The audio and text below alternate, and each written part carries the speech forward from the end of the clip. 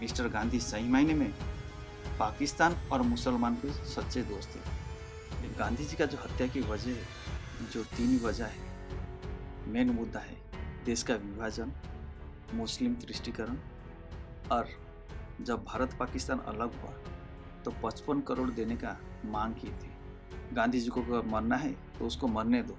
उनके बेटे रामदास गांधी चिट्ठी लिख के उनको ये लिखा था कि आप हिंदू समाज के लिए अभिशाप है।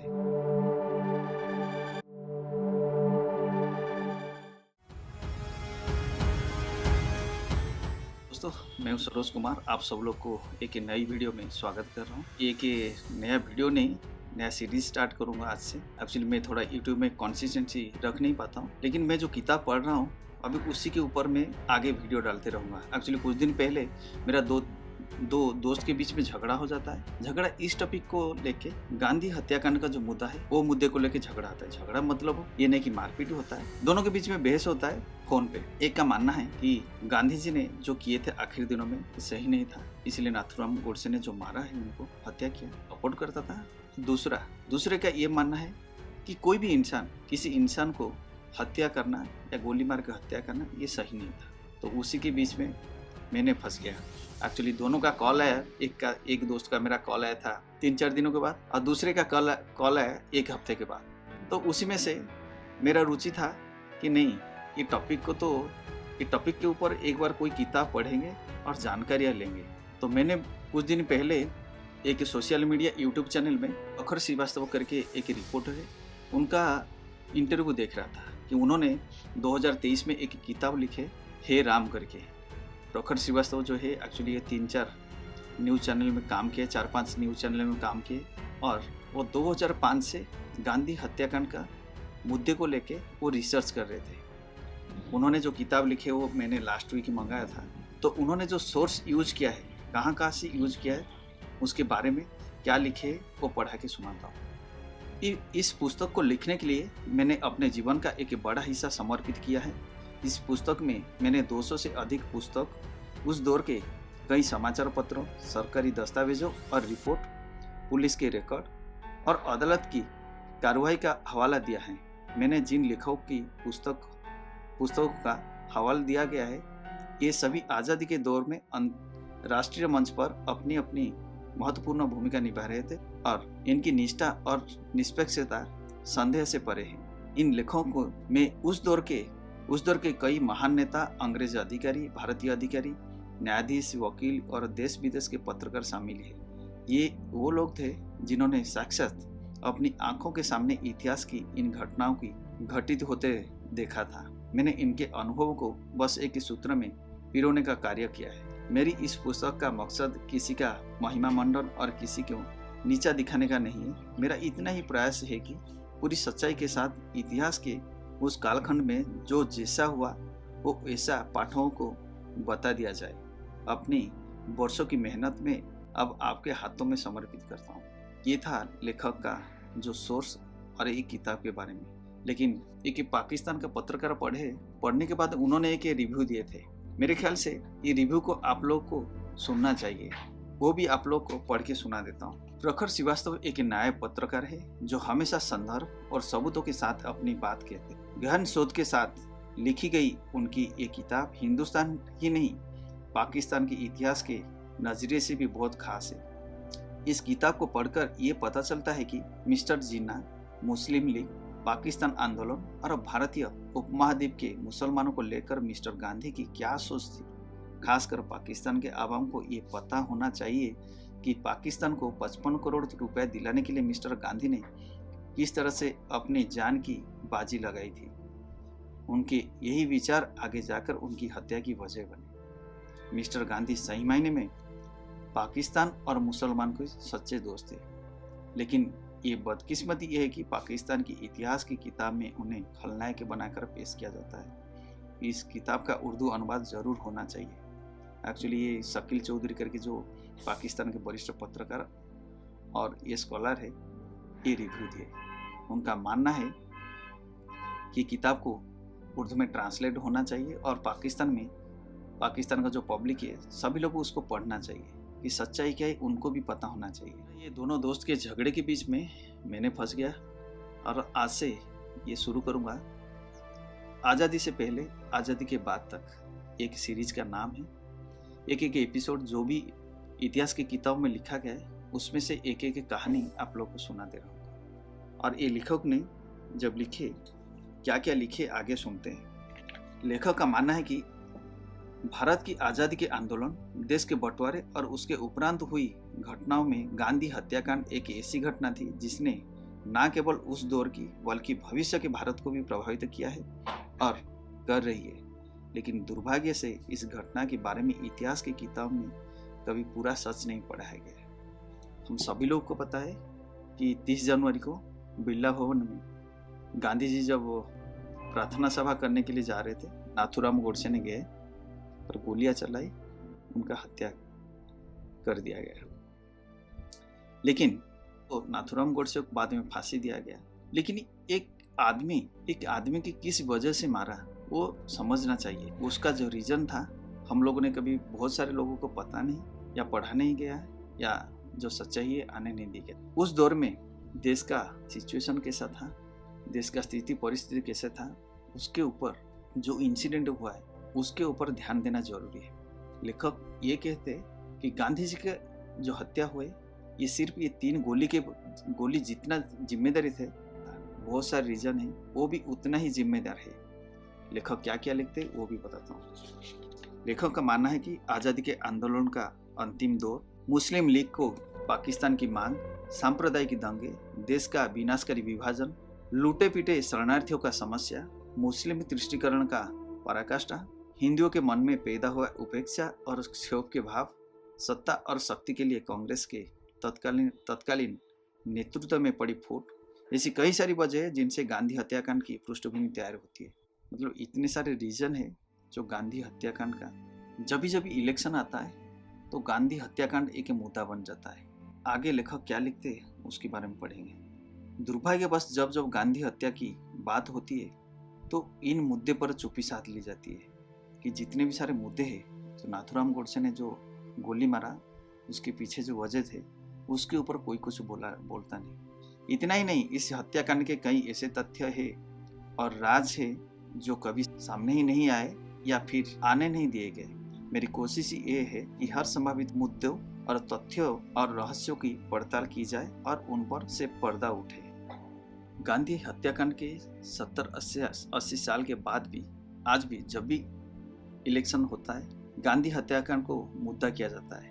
कुछ लोग गांधी जी को समर्थन करते हैं और कुछ लोग नाथूराम गोडसे को सही मानते हैं। और आज सोशल मीडिया का जमाना है। जब भी गांधी जी का जन्मदिन या जयंती आता है तो उस टाइम पे हैशटैग गोडसे ट्रेड करता है। क्यों? आज सोशल मीडिया लोगों का मानना है कि आज नाथूराम गोडसे को लोग इसलिए सपोर्ट करते कि उनका मानना है गांधी जी ने जो किए थे उस टाइम पे वो गलत किए थे। और सोशल मीडिया में बहस छिड़ता है गांधी बनाम गोडसे। जो लोग गांधी जी को सपोर्ट करते उन लोगों को जो सच्चाई है वो स्वीकार करने के लिए तैयार नहीं है। और गांधी जी का जो हत्या की वजह है, जो 3 वजह है, मेन मुद्दा है देश का विभाजन, मुस्लिम तुष्टीकरण और जब भारत पाकिस्तान अलग हुआ तो 55 करोड़ देने का मांग की थी। ये 3 अहम मुद्दा था। उसको छुपाने के लिए दूसरी तरफ से ये बोला जाता है कि नाथूराम गोडसे ने 1944 से वो तो मारने के लिए कोशिश की करता था। उसका प्लान था कि 1944 से मारने के लिए। ये किताब पढ़ने के बाद आपको पता चलेगा आखिर दिनों में गांधी जी कितने प्रासंगिक थे और आम जनता का उनके ऊपर क्या सोच विचार था और स्वयं गांधी आंतरिक पीड़ा में कैसे गुजर रहे थे। लोगों का मानना तो यही था कि गांधी जी हमेशा बोलते थे पाकिस्तान बनेगा तो मेरे लाश पर बनेगा। लेकिन इंडिया पाकिस्तान अलग हो गया, ना उसको रोक पाए, दंगे हुआ, ना अहिंसा की नीति में उसको रोक पाए। आखिर में वो 55 करोड़ देने के लिए आमरण अनशन किया था। जब अनशन किए थे आखिर दिनों में लोग ये भी नारा उठाए थे गांधी जी को मरना है तो उसको मरने दो। और आखिर दिनों में उनका पॉपुलैरिटी इतना कम हो गया था, एकदम निचले स्तर में गया था। और लोगों का जो गुस्सा, आम जनता का आक्रोश था एकदम पीक में था। ऐसे होता था कि उनके जो प्रार्थना सभा होता था वहाँ पे लोग जाके दंगा करते थे। खाली इतना ही नहीं, उनके जो करीबी लोग उन लोग भी गांधी जी के खिलाफ बोलने के लिए पीछे नहीं हटे थे। सरदार पटेल ने तो एक बार ऐसे बोला था कि आपने तो हिंदू समाज के लोगों के मुंह पे काली पोतना चाहते हैं। उनके बेटे रामदास गांधी चिट्ठी लिख के उनको ये लिखा था कि आप हिंदू समाज के लिए अभिशाप है। मौलाना आजाद जो है वो कांग्रेस के नेता है, वो क्या लिखे। गांधी जी की जोरदार से जोरदार अपीलों का भी लोग पर प्रभाव नहीं पड़ता था। और एक अमेरिकन रिपोर्टर है और ये गांधी जी के करीबी है, लुई फिशर। उनका मानना है कि गांधी जी के आखिरी दिनों में जो लेटर आता था, जो चिट्ठियाँ आता था, उसमें 90% गांधी जी को गालियाँ देते थे, साथ में उनको घृणा में भरी हुई रहती थी। आखिरी दिनों में गांधी जी भी राजनीतिक रूप से बड़ा कमजोर हो गए थे। इंक्लूडिंग नेहरू और सरदार पटेल उनको जो सलाह देते थे वो सलाह को अनदेखा करते थे।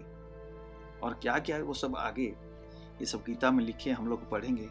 गांधी जी खुद भी अपने बोले कि मैं एक चीता पर बैठा हुआ मुर्दा कहते थे अपने आप को। मतलब ऐसे हालत, मतलब ऐसे आंतरिक पीड़ा में गुजर रहे थे लोग। पब्लिक इधर उनको आलोचना कर रहे, साथ में उनका कांग्रेस पार्टी के अंदर भी अनदेखा किया जाता था। लेखक का मानना ये है कि जो लोग जीते जीते गांधी जी को अनदेखा कर रहे थे, जो पॉलिटिकल पावर में थे उस टाइम पे, तो वही लोग जैसे ही गांधी जी का हत्या हो गया तो गांधी जी का हत्याकांड को मुद्दा के रूप में यूज किया। साथ में कुछ इतिहासकार हुई उस टाइम पे गवर्नमेंट के प्रेशर में ऐसे कुछ इन्फॉर्मेशन पब्लिश किया कि जैसे हिंदुत्व विचारधारा को दबाया जाए। लेखक का ये मानना है कि जब गांधी जी का हत्याकांड हुआ तो उस टाइम पे जो पावर में जो लोग थे वो लोग कुछ किया क्यों नहीं। उनका मानना है कि ये लोग जानबूझ के मुंह चुरा रहे थे कि इसलिए कि उनका जो नीतियाँ थी, मुस्लिम तुष्टीकरण की जो नीतियाँ बनी थी, उसका वो एक सबसे बड़ा वजह है, बड़ा रीज़न था गांधी हत्याकांड का। उनको ये करना चाहिए था कि जितने भी सारी हिंदूवादी उग्र नेता थे उनके ऊपर लगाम लगाना चाहिए था। साथ में मुस्लिम तुष्टीकरण का जो नीतियाँ ये लोग बनाए थे उसका एक सीमा तय करना चाहिए था। आगे ऐसे दंगा ना हो, सोसाइटी में कुछ ऐसे सिचुएशन ना फैले। और जब भी इलेक्शन आता है, और भी बहुत सारे इसके बाद भी लेखक ने बहुत सारे कुछ लिखा है। लेकिन 1948 में महाराष्ट्र में ब्राह्मणों को हत्या किया गया था। उसके साथ साथ जब भी इलेक्शन आता है, ये भी इंदिरा गांधी का हत्या जो हुआ था वो भी मुद्दा, साथ में राजीव गांधी का जो हत्या हुआ था वो भी उठता है, और जो सिखों को मारा गया था वो भी उठता है। लेकिन ये सबको इसके साथ जुड़ा जाता है, किसी गांधी हत्याकांड के साथ जुड़ा जाता है कि जो लोग गांधी के सपोर्ट करते और जो लोग नाथुराम को गोडसे को सपोर्ट करते। ये जितने सारे इंसिडेंट है जो उसके साथ कोई लेना देना नहीं, फिर भी उसको उसी तरीके से आज लोग पब्लिक के सामने पेश किया जाता है। और एक चीज, सबसे बड़ा चीज झूठ है कि नाथुराम गोडसे का जो पॉपुलैरिटी है, लोग का मानना है कि पब्लिक का मानना है, पब्लिक का मानना नहीं। अपोजिशन ये दिखाता है कि जब से 2014 बीजेपी सरकार में आया 2014 के बाद ये नाथुराम गोडसे का महिमा मंडन किया है। लेकिन ये एक्चुअली ये पूरा झूठ है, क्योंकि उस टाइम पे उनका पॉपुलैरिटी इतना था।